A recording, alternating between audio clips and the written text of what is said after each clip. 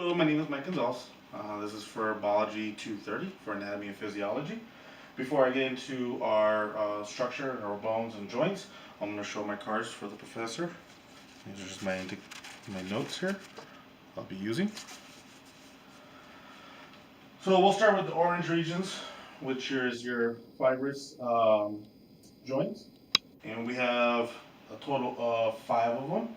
Um, so we're going to start with our frontal, which is right here, or it's also called the corneal plane. And then we have here our zago macronal portal suture here on off to the side. And I'm going to spin him around. Because then we go into our lamboreal, which is our base right here, this suture.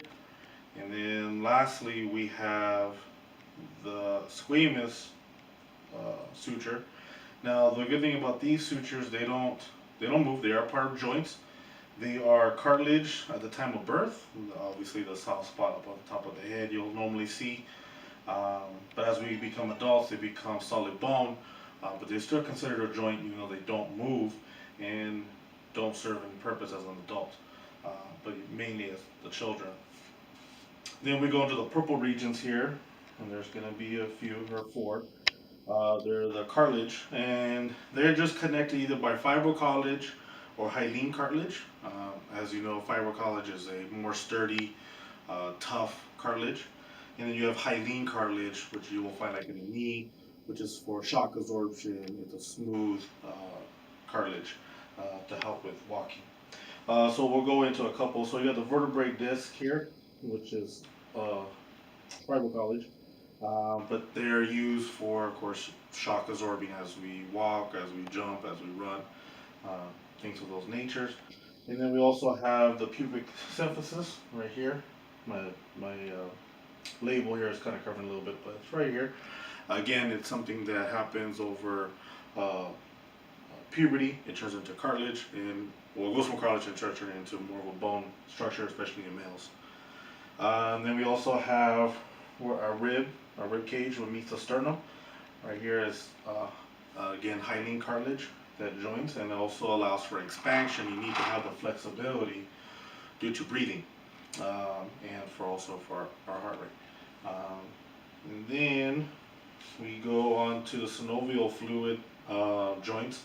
So synovial joints are named after synovial fluid. Synovial fluid is fluid that surrounds that joint that allows for lubrication, allows for movement to occur.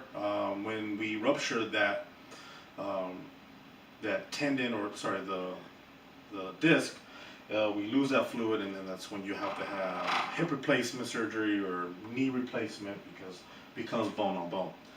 Um, these movements allow, there's six different types of these movements. First one is ball and socket, which would be your shoulder.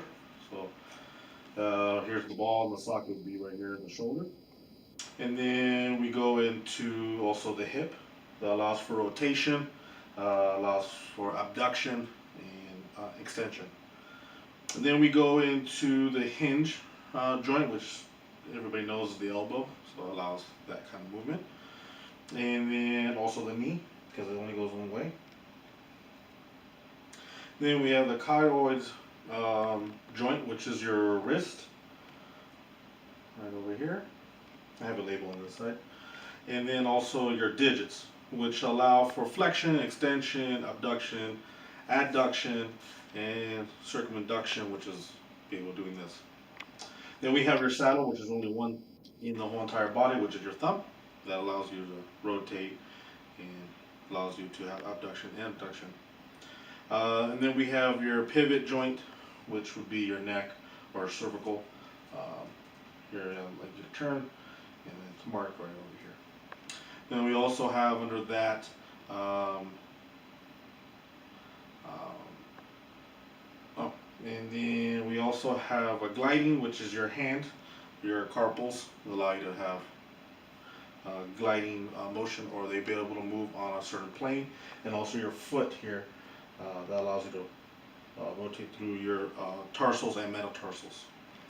Um, So that will conclude our video on the joints. And thank you very much. Have a good day.